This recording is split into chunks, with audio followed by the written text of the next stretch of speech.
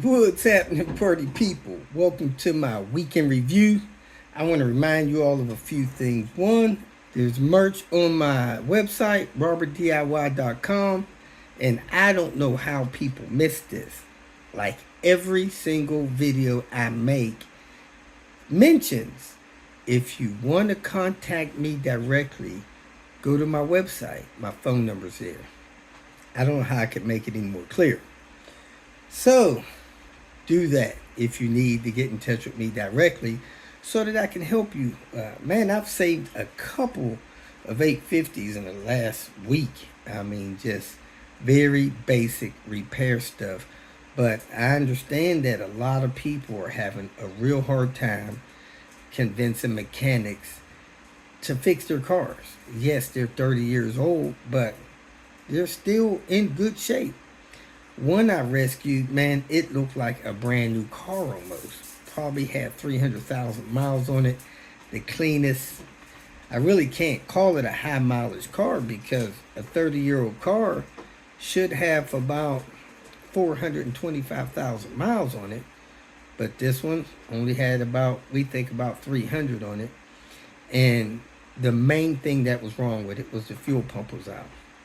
When they went to start the car, I could hear it struggling when they started the car. The car clearly sounded like it was running out of gas.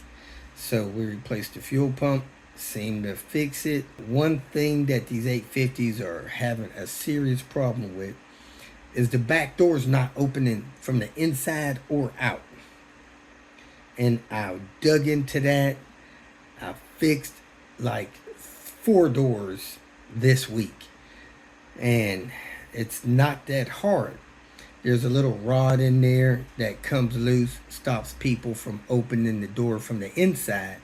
Well, it turns out on the back doors, when that top piece drops down a little bit, it jams the door from opening inside and out.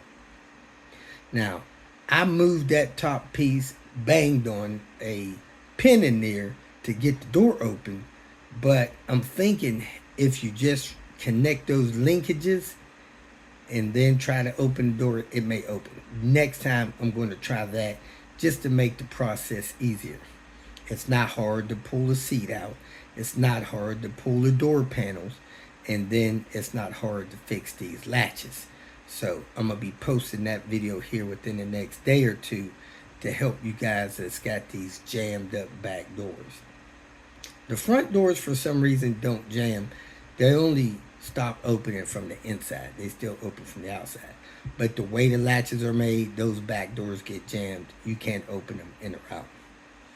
Other than that, there's been a couple of people to join my Patreon site.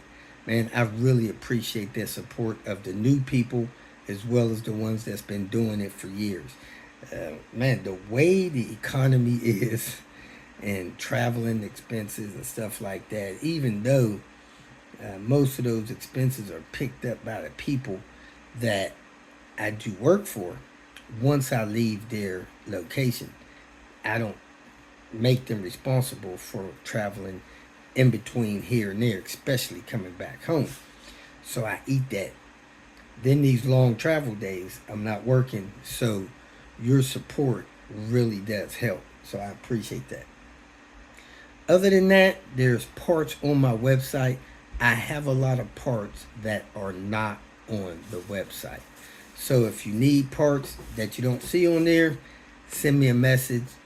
Call, text is the best way to do it. I'll let you know if I have them. If I'm not home, you may have to wait a little bit for them. And if they're urgent, or if getting your car running is urgent and I can't help you over the phone, I can't get to you, man, I understand. Fix it yourself. Hire somebody else to fix it. There's no hard feelings with me. The whole goal in this thing is DIY. Robert DIY, and I want to teach you how to DIY. So I want you to learn that stuff, be able to service and maintain your car. And if for some reason you need my help and I'm getting close to you, I'm glad to help you. And like I said in the last video, it's hard for me to break what I'm doing, drive 2,000-3,000 miles to help you, and then drive back to get back on my schedule. I just can't afford to do it. So there's been a couple people that has flown me out, paid for travel expenses, stuff like that, to get me out there to do a couple critical things on their car. And fortunate for them, they're people that could afford it. I do all I can to make that trip worth their while, where one, they do get the car fixed where they probably couldn't get it fixed otherwise. Number two, the cost is still less than going to the dealer and often to independent shops. So there you have it. This video here, I was mostly in the Houston area, helping a guy get several of his cars up and running to be dependable.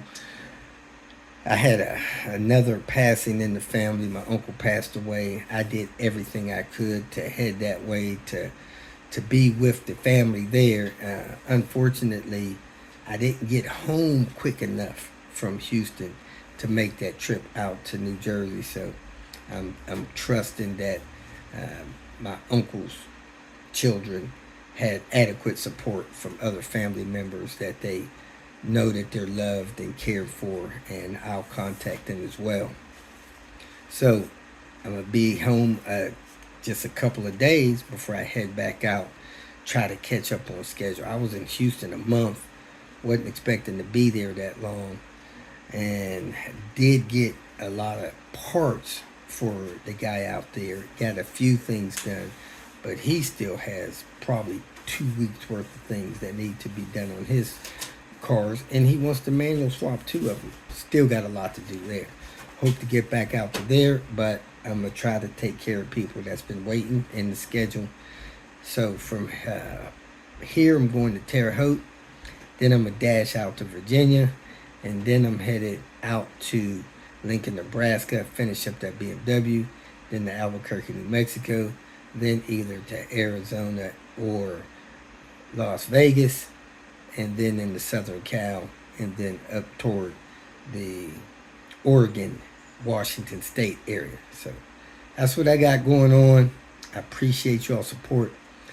I wish there was some way that I could get all of the people that follow me to say, hey, man, I'm gonna donate $10 a year. If I had even half of my people just donate $10 a year, it'd be easy for me to get around. I could do more helper tour stuff, and it'd be cheaper for everybody. But people just don't see the value in supporting like that. So I appreciate those that do. I get people that call and they'll send random donations. I don't charge people for phone calls. I get people that order parts from me off the website, give a tip there. I get people that just send me random donations, and I appreciate all the support. So thank you very much. Thanks for watching the video, and I hope you enjoy it. Have a great day. Welcome to Hanging Out with Robert. That's me. This video contains things that I encounter throughout the day. If for some reason I complete a task and you would like to see the details, you could click on the link in the description area below. This video also contains tips and tricks that I learned throughout the years. I plan on leaving this video accessible for about 30 days. After that, you can view it through my Patreon account. Thank you very much for watching. Kicking off the Tinker Day. With this 240, we're going to change the crank sensor, see if that will cure our no start problem with having to double jump the fuses to get the fuel and everything running. I tell you, with this wind blowing, it is chilly, but at least it ain't raining. It's supposed to be raining. Anyway, here's the part, crank sensor for this 240. Part number there, sensor there, little hose clips in there, or ways you can secure the line to places. It's got 3 pins. Most crank sensors that I know have 2, so we'll see how this works out. Let's dig in here and figure out how to reach this thing and get it replaced. I can see it here. That's the sensor wire there, and it goes down back there, so I might have to move this alarm horn to see it and reach down there, but let me check it out. Took these 2 screws out of this siren horn thing. Now I'm gonna look down here, see if I can see the bolt on this crank sensor. Climb in here and take a look. I can see it this way. I can also see it this way. So that thing is right there. See it?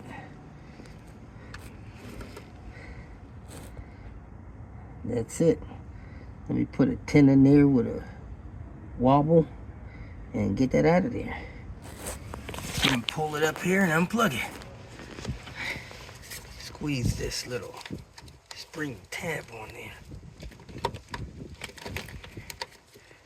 And unplug it. I unplugged it earlier, or once already. Let me grab it with 2 hands. Oh my gosh. I tried to put the tool on that thing, couldn't get it on there. I actually dropped it and now it's lost. And I see that this bell housing bolt is almost totally out, so I gotta screw that in too. Let me find out where my freaking sockets went. I think I'm gonna jack the car up and figure that out. I got the screw out way down there. With this, a pivoting 10 3-inch, I think that's 6-inch, another 3 inches, just long enough to put down through these hoses to that thing. Now I gotta feed the sensor wire up out of there and feed the next one down in there and try to get that screw started. I dropped my tool a little bit ago and it fell down on the other side of the transmission. Anyway, let me see if I can get this thing out and in. Here's the wire. Now I got some plastic on this nut in the socket when I go to put it back in. This flashlight out of the way here. See if pulling this wire will pull this out of here. Yep. It's gonna pull out, folks. Huh.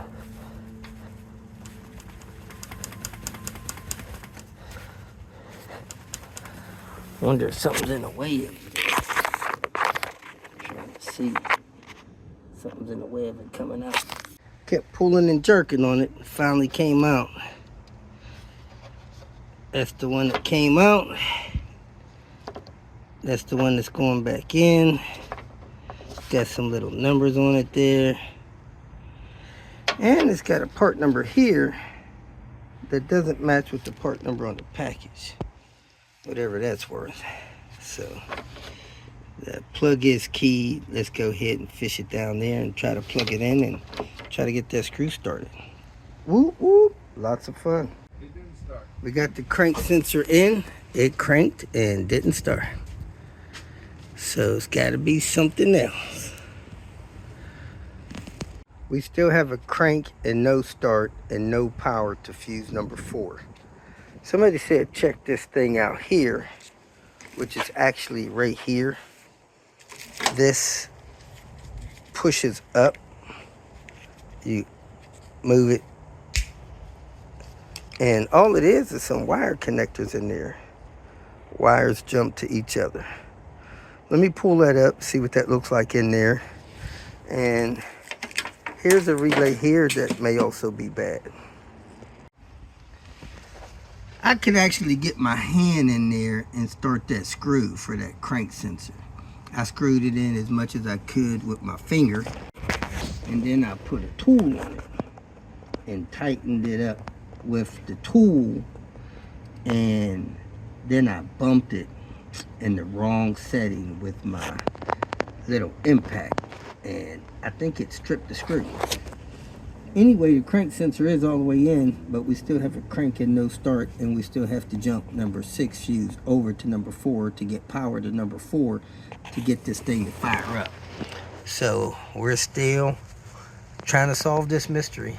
Kicking off the Tinker Day, picked up a little trailer. Might be able to take a couple of engines, maybe transmissions in this thing. The floor is rotted out, so we'll have to redo that. Tires rotted out. We're on our way to go get tires right now. Lights don't work. Got to get that fixed. But hey, We got a good frame. It's a good start. Let's get cracking.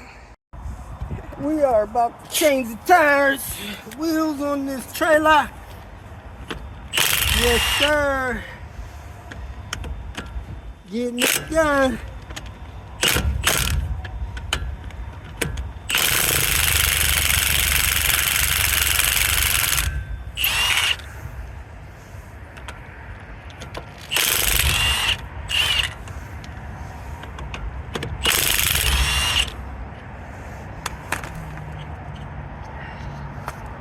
All right, baby, your turn.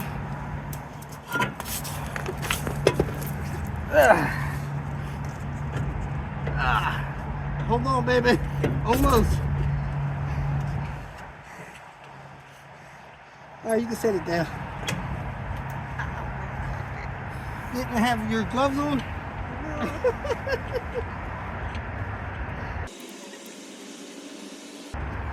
Did we bring the torque wrench?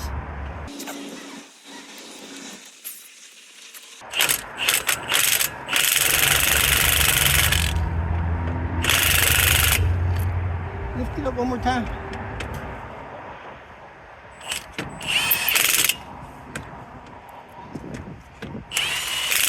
Thank you.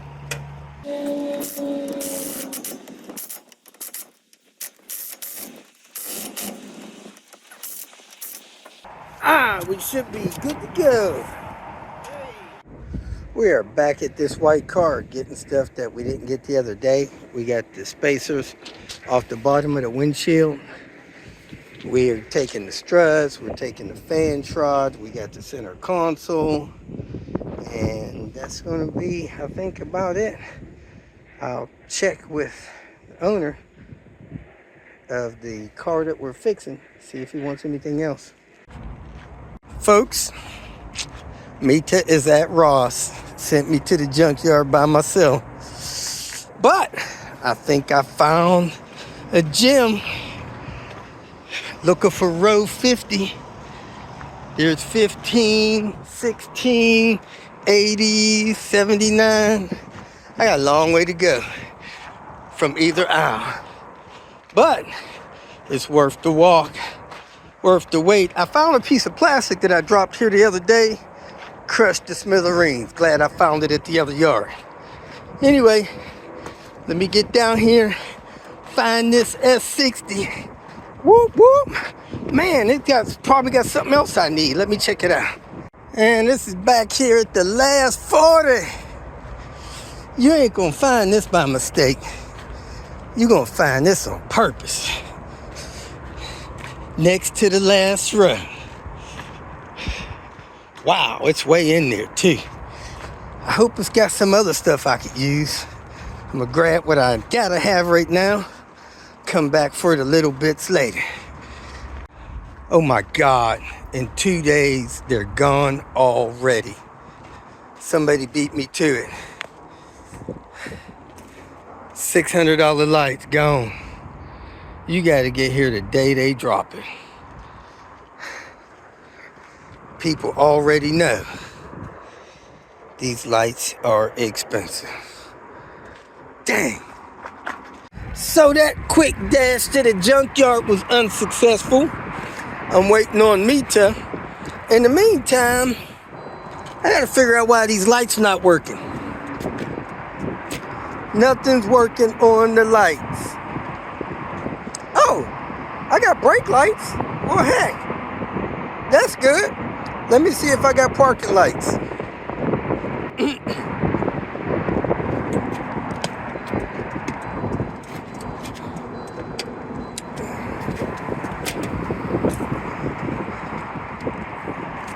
Well, the lights are now working. We are good to go.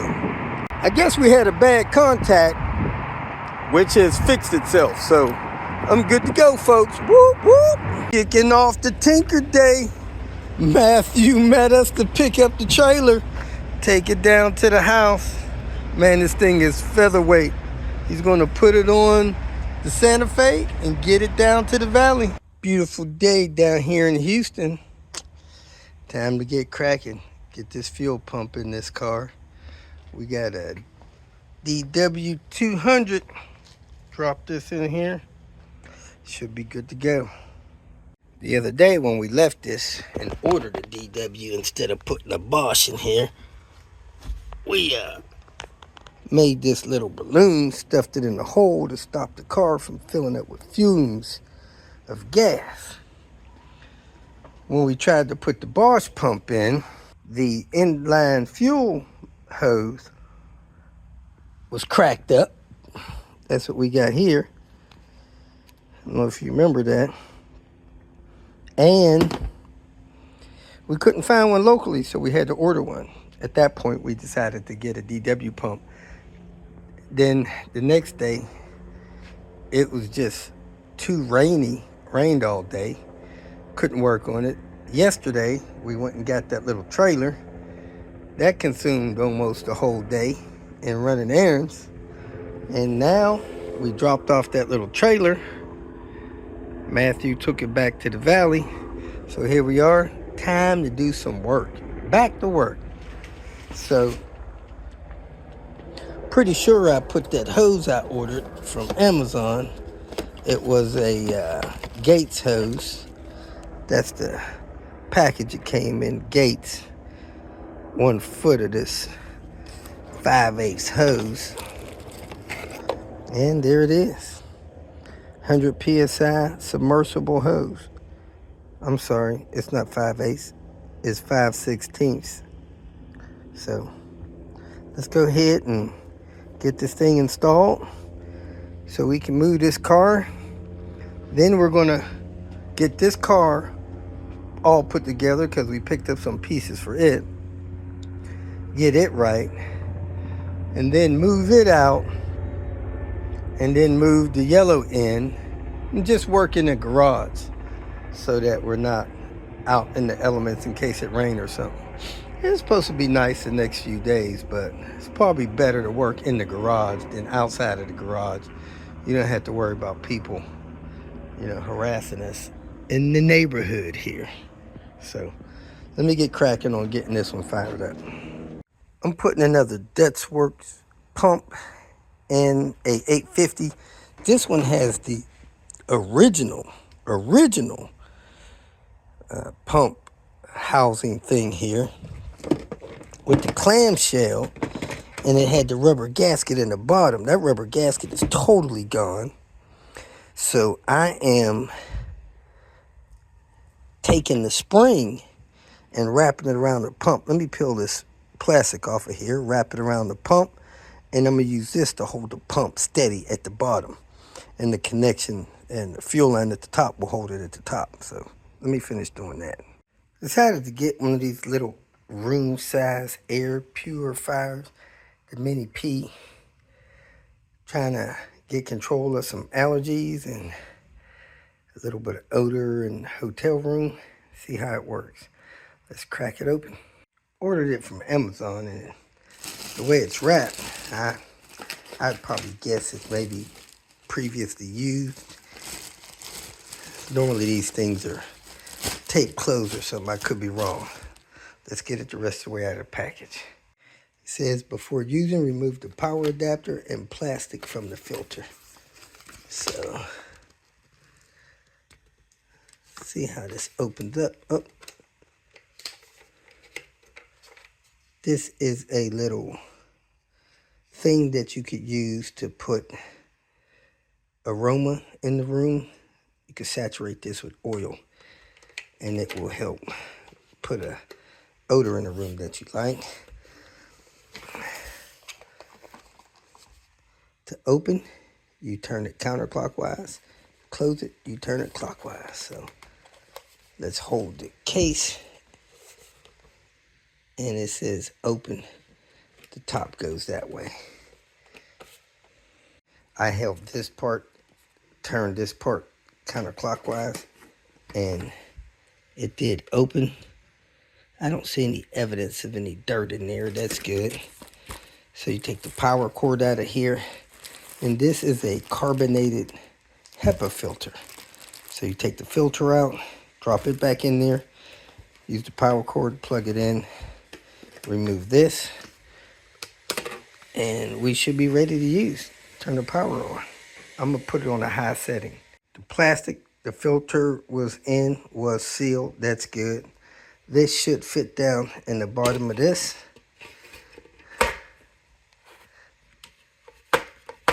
Just drops down in there. If you want to get more, you scan that QR code and you can order more. I don't know if this has a top or bottom. It doesn't seem like it. I'm going to put this back on here and lock it back in place.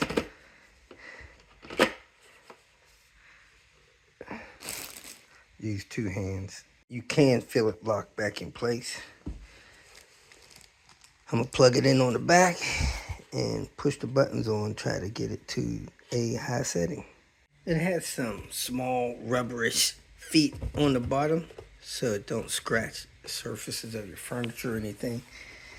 And you could pull this shipping plastic off.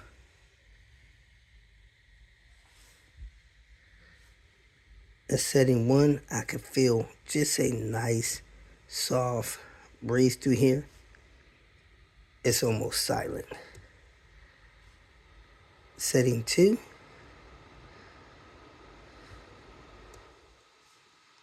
And that's high.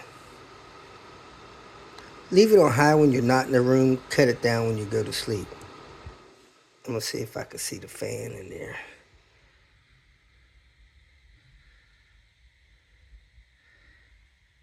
I do not see the fan in there. So that's how it works. We're going to run this thing, see if it affects the odor in the room.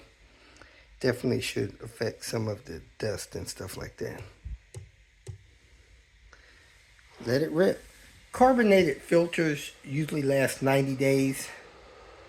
So I would say replace the filter every 90 days. I could feel the air blowing through there, so that's good. I'm exploring different options to get this pump installed in this older unit. I think what I'm going to do this time is cut this little nub off here and wire this sock in with this spring here and put it in, because this sock just doesn't fit tight down on there, and it needs to be this way instead of this way. Stick out too far. Let me cut this nub off and see how that works for me. I took my oscillating tool and shaved that nub off of there. That should be good to go. Now let me tie this sock down here with this wire I have. Got this spring down here. I got it wrapped around this sock like this. Now I'm gonna go ahead and put it in this unit, and I'm gonna put some hose on here, cut it to the right length to go on there, and we'll keep moving forward. Man, this guy here has everything. He's got a blower. You know how sometimes you want to dry something off? It's got a battery in it. You hold the button down for 3 seconds and it starts.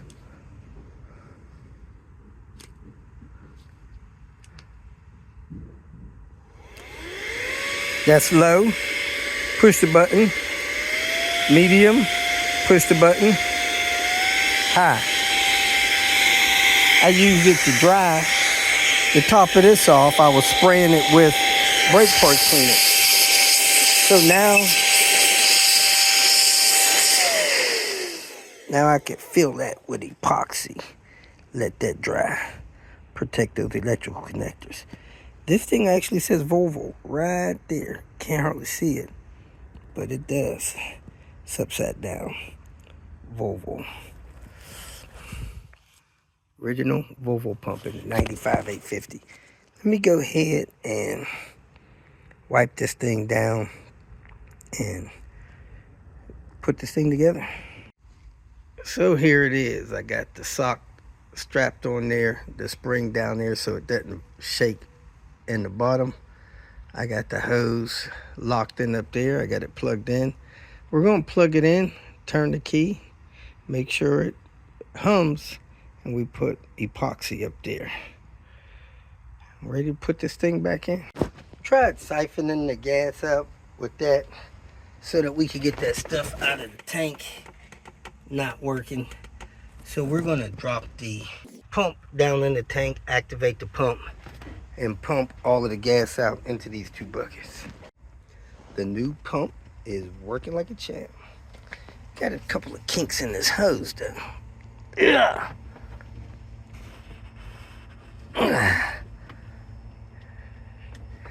Nice and quiet inside the tank.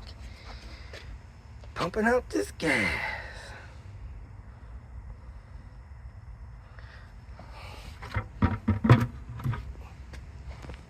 We're gonna run it dry. Now, there's a myth about running pumps dry. There ain't a problem with it. You can run pumps dry all night if you want. It'll work years later. Myths. Now, back in the 60s when Grandpa had an electric fuel pump, yeah, all them days are over. All right, let's move this over.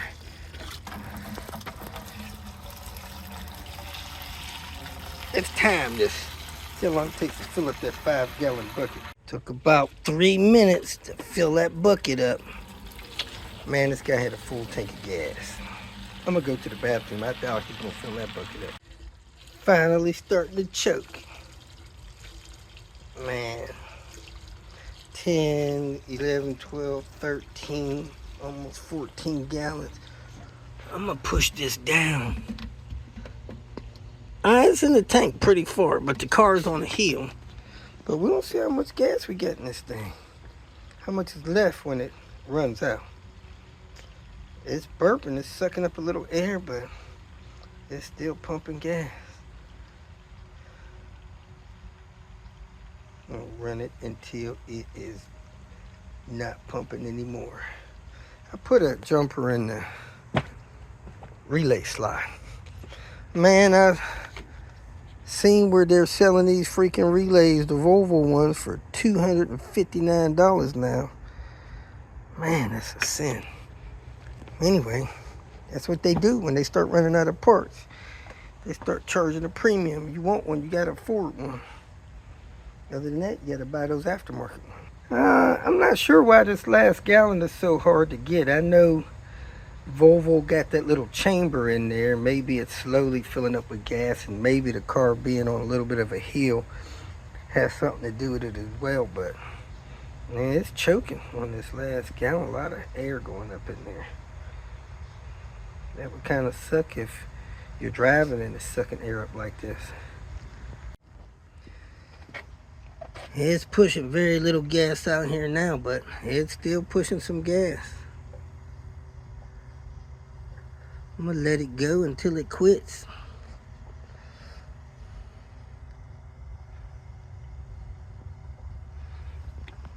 It's pushing mostly air now. You see how slow those bubbles are moving? Down here, they're hardly moving at all.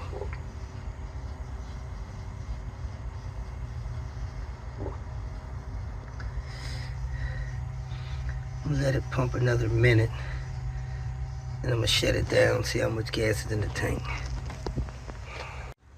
And this is why when you're running out of gas, you're sputtering.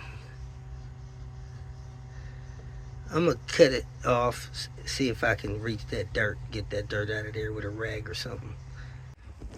So that's what we got in the tank. We're gonna try to get out of it.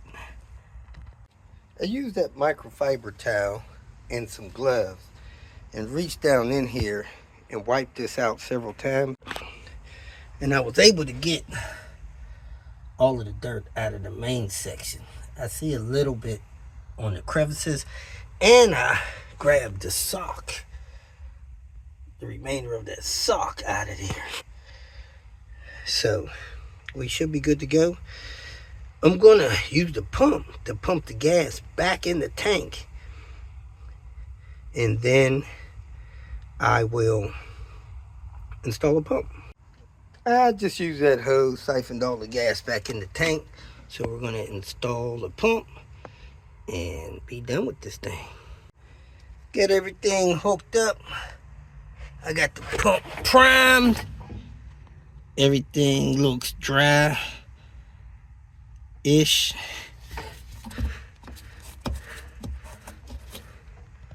Yeah, it's dry. Let's see if she'll fire up and stay running. Got an issue with the cluster here. Sounds good. 11:27. It was sputtering out and stalling after about a minute or two. But let me go get the owner so he can hear it run and just let it idle. Look in here and make sure this is still dry. It's not filling up with gas. That is awesome. Should be good to go. Clean up our mess. We're going to clean out some drain holes like there, up front, vacuum them out. You don't want these drain holes clogged because when water gets in there, puddles up, leaks in your trunk, starts molding inside the car. That's why people's windows are full of condensation and stuff like that. These cars don't do that. If you have condensation inside your windshield after rain or something, you got clogged drains. Well, folks, we are done for the day. Tapping out. Here we go, folks. Mita is in her single mom mode. About to put together some furniture. Laying it all out. Making sure she has all the pieces and understands how it goes together. She's about to get with it. Step 1 in the instructions is laying down these 4 panels and putting these pieces in. However, this one is split in half. Probably should contact them to get another one, but we're going to try to use it anyway. Set them down in there. And you're going to tap them all in with a hammer? Mm-hmm. All right, go ahead. You could use a standard carpenter's hammer, but we're going to use a dead blow hammer. Oh, look, you don't need a hammer. She just pushed them in with her thumb. If they're tight, tap them in with a hammer. If not, just push them in with your thumb. If it don't go all the way down flush, go ahead and tap it. Do you need to tap that one there?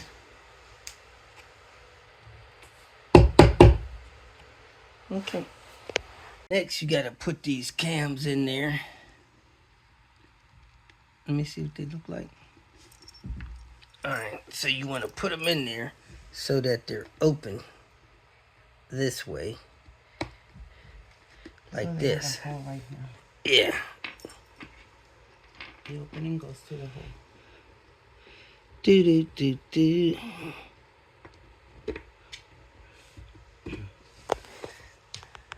And they turn around in there. So you got 4 of those.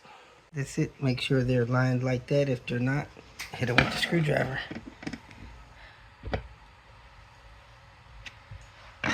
Then the next step. Once you have these in place, you find these.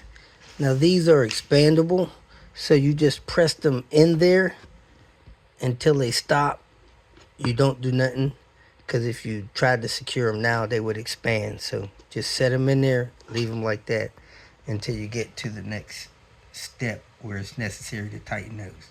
Do not tighten the hidden cams in this step. Next, you take these 2 little hourglass pieces. And looking from the end, you set down this frame piece and they fit in there to hold that together. Stop,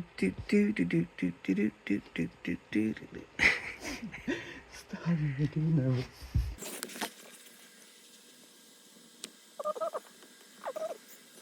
You tap that in with the hammer? I think so.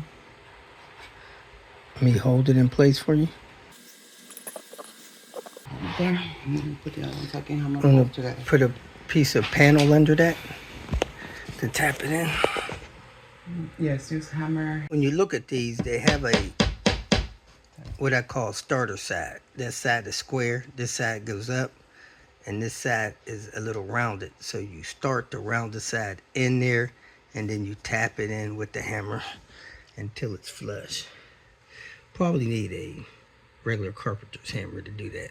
Next, we're going to put that little frame that we built together into Q2 M2 onto this long board D2.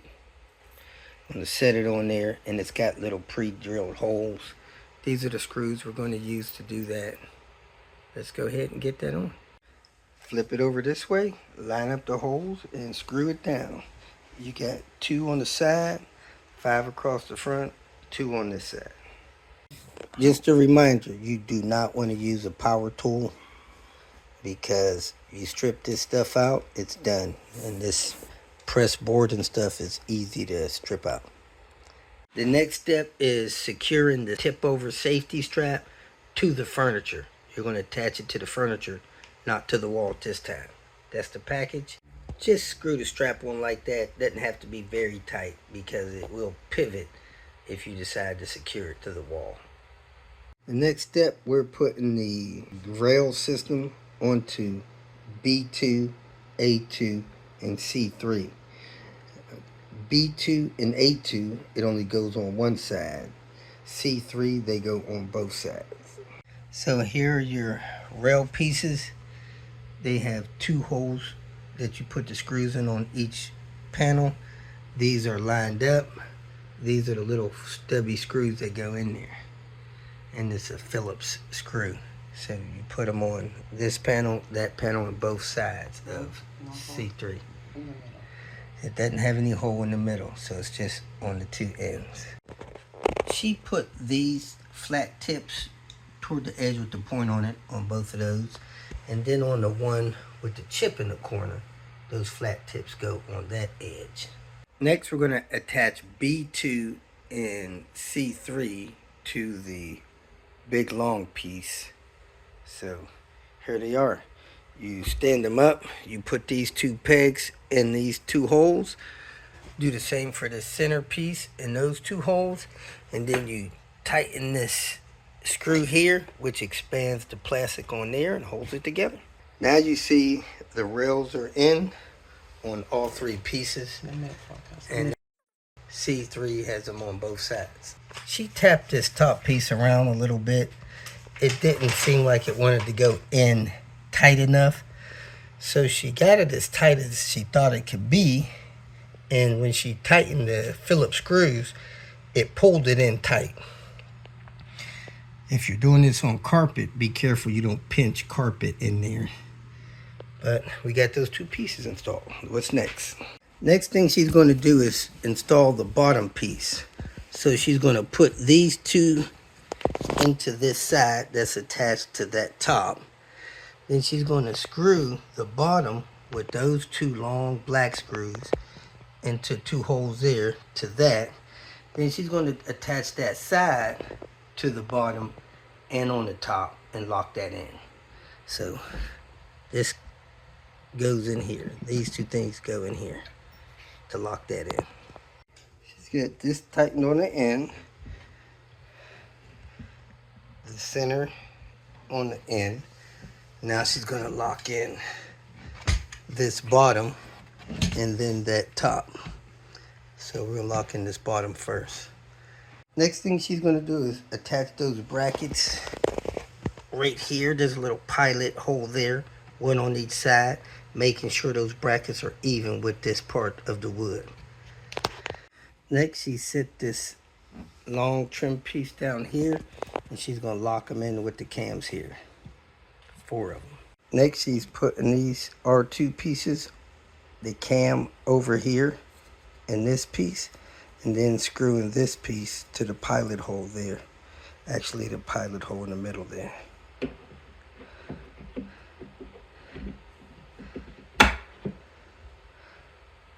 Like that, both sides. Next, she's going to use these brackets, screw them in the 6 holes along the bottom here. Then she's going to set this H piece along the front of there and secure it on the back side. It's got these 6 pilot holes down here, like that. With the unit still on the ground, put these 6 brackets there across the front. Resist the desire to lift this up because this unit is still not stable. You lift it up, bump it, it could collapse and destroy the unit. I mean destroy it. So we put these brackets in snug. When you're screwing screws into this particle board, don't tighten them.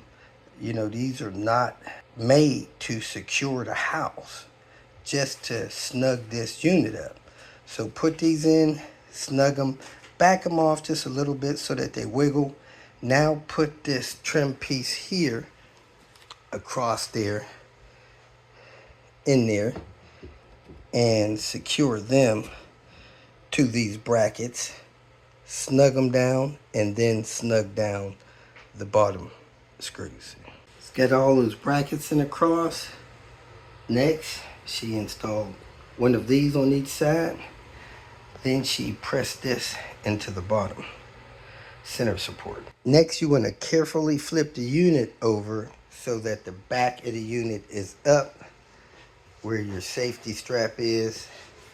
Then you're going to take your panel and attach it with the little tack nails to the back of the unit. Be real careful because this unit can still flop over and destroy the whole thing. It is not held together as a square yet. Doesn't have any strength or stability. So be very careful when flipping this over. This thing has a top. The top is where this hole is. You want to punch this hole out so that your safety strap can come through here. You have other holes that you can punch out if you want to run cables or something through it. And then you want to set this on there so that the safety strap can come through that hole, and you can tack this down through the pre-made holes to the back of the unit.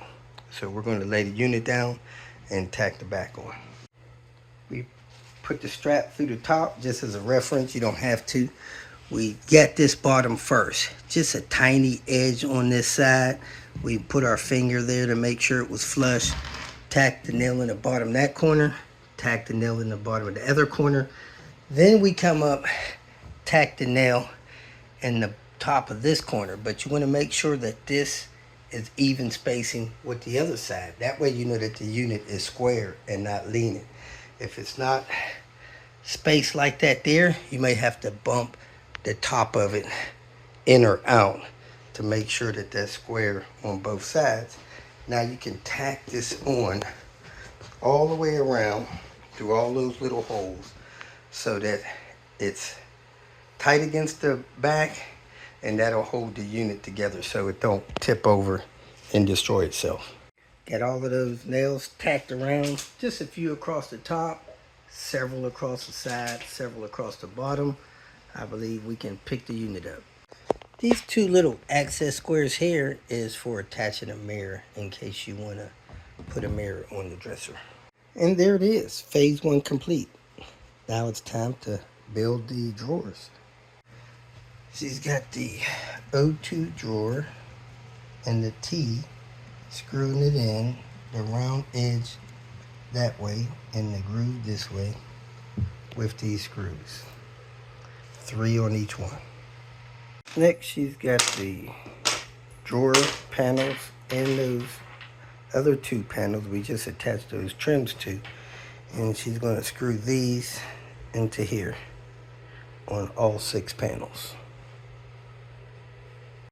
All 6 of those are in. Remember, no power tools, no tightening. You just screw these in until they're snug. Next, we're placing those anchors in the M64s so that the slot is up where it can attach to whatever we need to attach it to. This is where it gets tricky. You take this D245, which is this piece here, and you screw it to this piece here so that these grooves go in like this. And you take this piece here, which is a D271, and screw it over here with a 8G piece. So these small pieces here is a pair. You break that pair apart, you slide it in there, you slide it in there, you set this here, you screw it in there, making sure that the line is level. And you screw it in with the screws. And these are the screws you screw it in with. So be careful you don't break them. But you set that there, make sure the panel can go in there, and screw those in, one on each side. So this is how you slide these in that channel. Slide it all the way down. Now it's locked in place. Now it's ready to be screwed on the panel there. So I got these not quite all the way tight. You see this gap here and here. Now I'm going to take one of these panels, slide it in there with the unfinished side down.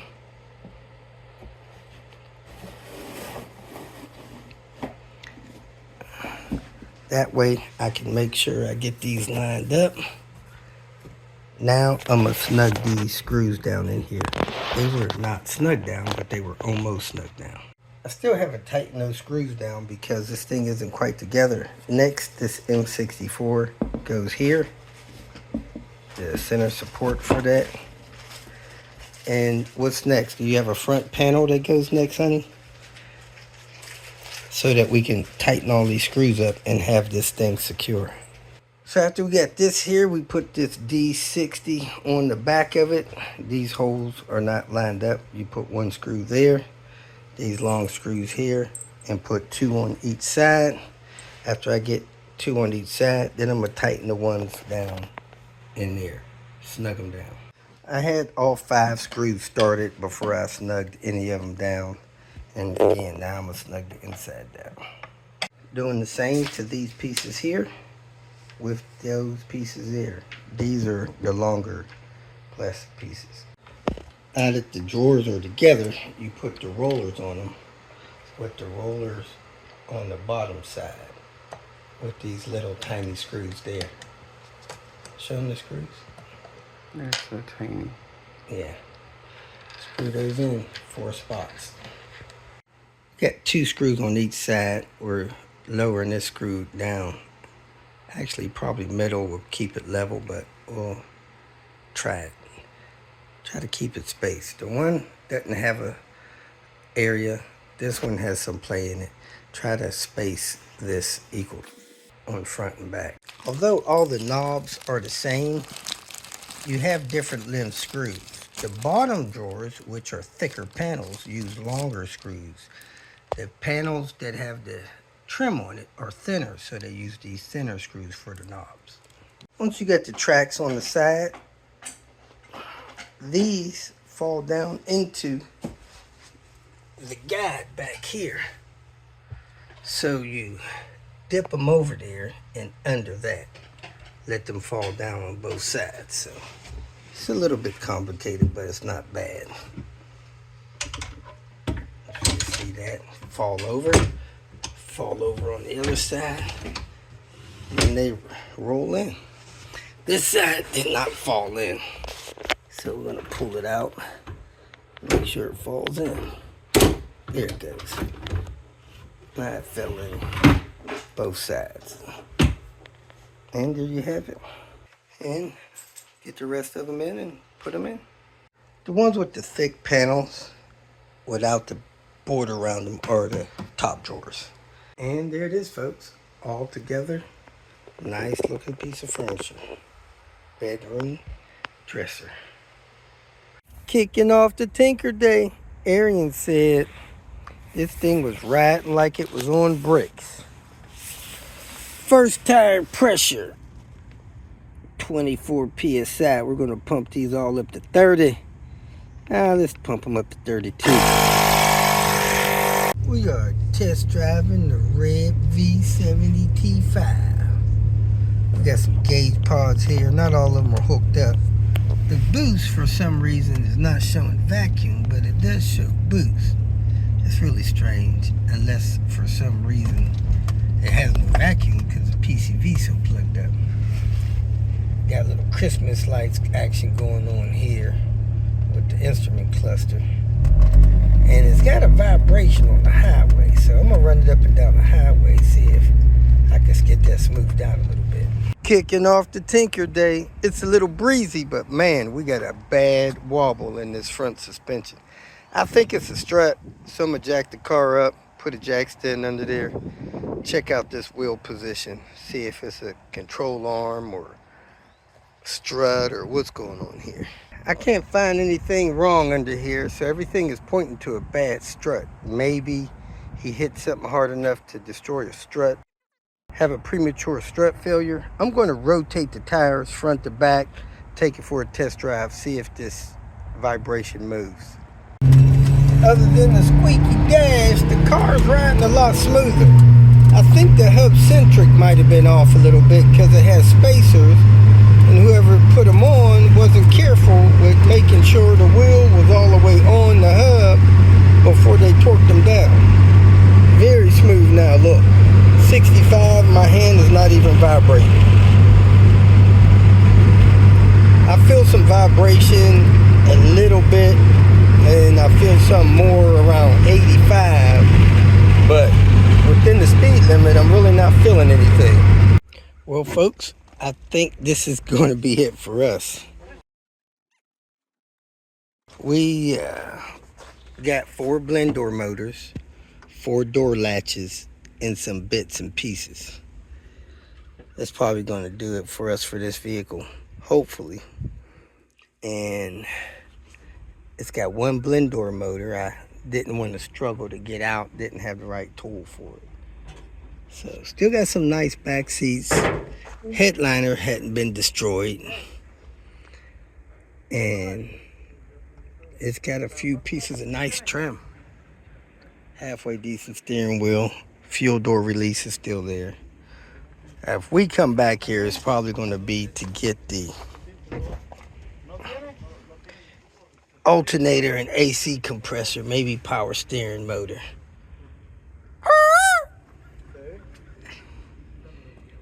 So we're out. Hitting you pull and pay, trying to see if there's a couple of sensors I could use. Looking for row 67, boys. I have no idea why my phone is having such a hard time focusing today. There it is.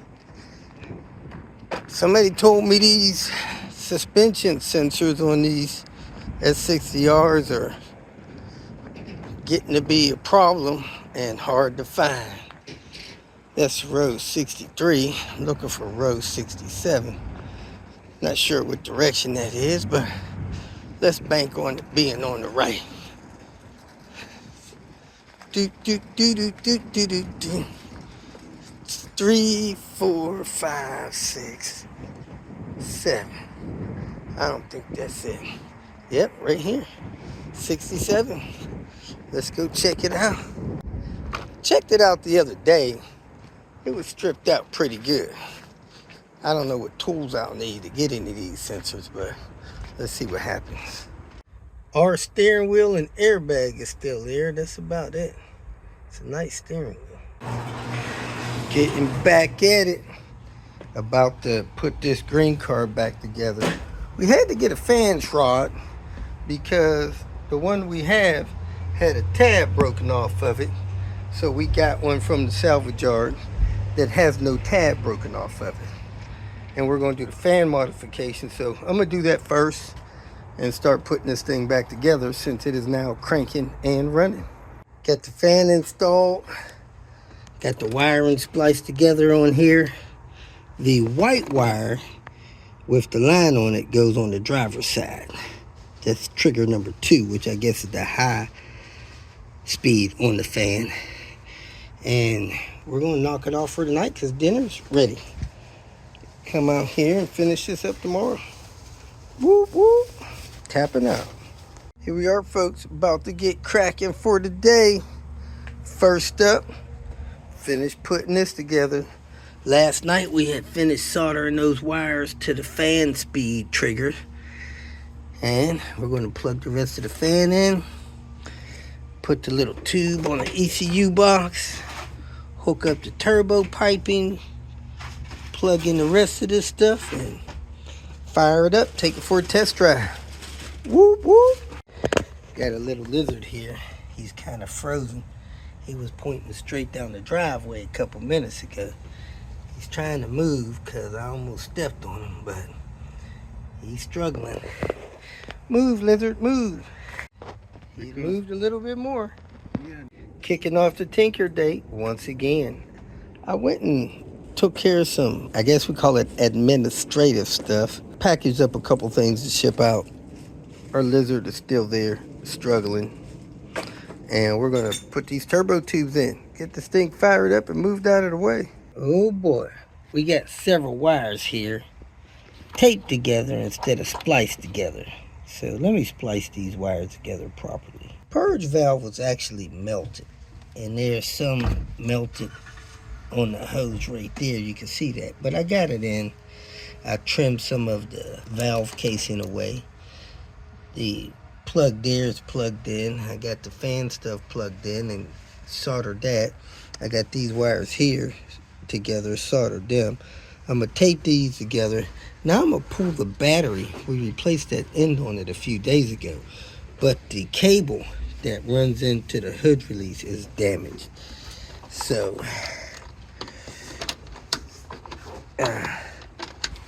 whoever tried to hook that up didn't do it right, damaged it. So we're gonna replace that. Dealing with an XC60, it's a 2017 model. The passenger rear door will not come open. We're gonna pull the seat, pull the door panel, try to see what's going on in there. It locks and unlocks, but it doesn't open. So with the seat, you stick something in here right about at this angle. You push it in and the seat lifts up. You got to do that on both sides to release the latches. We got the seat out. Now we got to get this door panel off. We got a couple screws. I think they're T25s up under here. We're going to take those loose. Take those loose and try to pull this door panel in and undo the handle. See if we can access the latch. I have those two screws out. Now I'm going to try to massage the panel off and up so we can get in here. Let me pop this off of here. So we use the tool to pop this off. You want to take these spacers, put them back in there, then it'll snap back in when you go back in. We pulled the bottom of the door panel. Gotta lift the door panel up. Be careful not to scratch the window. The weird thing is I started to pull the door panel up and I felt something move. So I pulled the handle and the door came open. So we're gonna work this latch and see why it's not working, or maybe it's gonna work now. So in the process of pulling the door panel off, when I went to jerk it up, I heard something click and it kind of felt funny. So I grabbed the handle and the door opened. Now I re-secured the door panel. It has push pins. I just popped it back on and the door is working fine. It's closing and opening inside and out. And when we lock it, and it just opens right up. Now close it and let me see if it opens. It's closed. And it opens from the inside too. Was it hard? Okay. Seems to be working. Thank you. This piece right here, I didn't take those white spacers off. I just pushed it and they popped in. Both of them heard 2 clicks. Now I'm gonna take the seat, put it back in here. You got a hook here for the seat and a hook there for the seat. So you take the seat and load it in like that and push it down and they'll lock in place into the floor. So we slid the seat back, pushed it back, pushed it down, and we heard it click both sides. We're all done. Back on the Tinker Day. I'm about to install this hood cable. Now, I didn't know this, probably because I never bought a new hood cable, but it comes with this weather plug. Now, the hood cable that was in there did not have the weather plug seated properly, and it was leaking air, water, whatever else could get in there, rodents, mice, bugs, whatever. Now, the plug was missing this accordion tube that came out with the old one, the old busted cable. So I'm getting ready to massage this in there. Now this thing has a left and a right. It says you want this up if it's a left-hand drive car, and you want it this way if it's a right-hand drive car. So we're going to put it in there with this up like this. Now we're also going to run a thick cable through here because he has a 30 amp power line that he wants to go through here to reach in the back, and then we'll have room for smaller lines to go through this stuff. So I'm gonna cut one of these tips off, run a 30 amp, which is a 10 gauge automotive primary wire through there, and we'll have this stuff installed. So let me find some silicone spray so I can properly install this and run that other power line through there and get this show back on the road. I got most of this stuff installed, but I got to install the air box situation. Then this car will be ready to be driven, but I do need to get this hood cable right so he could release the hood properly. I went inside and pushed my 10 gauge wire through. I'm gonna put it through there, but when you take this, release the latches and lower it, you have a pretty clear shot to that hole that you need to feed that into. See that hole right there? That's where it plugs in. Let me run this wire through my new cable loom and pull out the old cable, which heck, it's just about out already. I'm gonna unhook this ABS connector because that'll make it easier. I guess this may be an ABS connector too, but there it is. The old cable is out. Time to go in with the new cable. I'm gonna run that wire through here. The best thing to use to lubricate that is some lightweight silicone spray. So I'm gonna spray that either on the wire or in that hole and pull that through here. And this is how people run wire into the engine bay to get hot power from the battery when they don't watch the videos. They drill a hole in this, they come over here, drill a hole in this, and run it down there, instead of running it through this loom right here. So we're gonna run it through the loom the right way and go from there. Time to go run some errands. Kicking off the Tinker Day. It's a warm one today, and we're gonna get some more parts off this S70. Today we're gonna pull the accessories. Maybe these here, because they may be in better shape than the last ones I got. Look like they are. Dust shields, because he wants to paint those. So let's get cracking. Whoop whoop.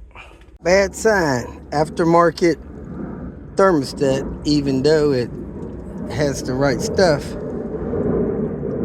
Cool color stat, that's a decent one, but it's got sealant in here. Not sure why somebody would do that. Timing belt is tight with a newer aftermarket water pump. I'm tapping out. I was going to try to get these rocker panels, but they're trapped under the wheel supports. I got the ECU, the turbo inlet tube, power steering pump, which seems to have been replaced. Starter seems to have been replaced. Alternator had been replaced. Idle air valve. We got this AC compressor, the dust shield, serpentine belt, and the airbag box. Almost forgot that. ECU's down there. And I think we got everything we want. Oh, I got hardware for that parking brake. So many people missing that stuff. So let me get out of here, head over to the next junkyard. We are here, folks. I think this is a you pull, you pay salvage yard. Great, take these lifts with some David Bellow instructions. Follow the link in the comments. Mari, here's your grandpa working in a car. Where's my cutter? Ay, ay, ay. Hold on. So, I didn't quite do it the same way David said because I couldn't thread my wire over it. It was too fat. So I lassoed it there. I closed the hood as far as I could. I ran it through there 3 times. I did that on both sides. Now, Mita, go ahead, open the trunk as high as you can. And it broke my wire. So this wire was not strong enough. It broke the wire like it was nothing. So let me try another type of cable. Hood release cable or throttle cable. All right, here we go. I got it lassoed there. I got it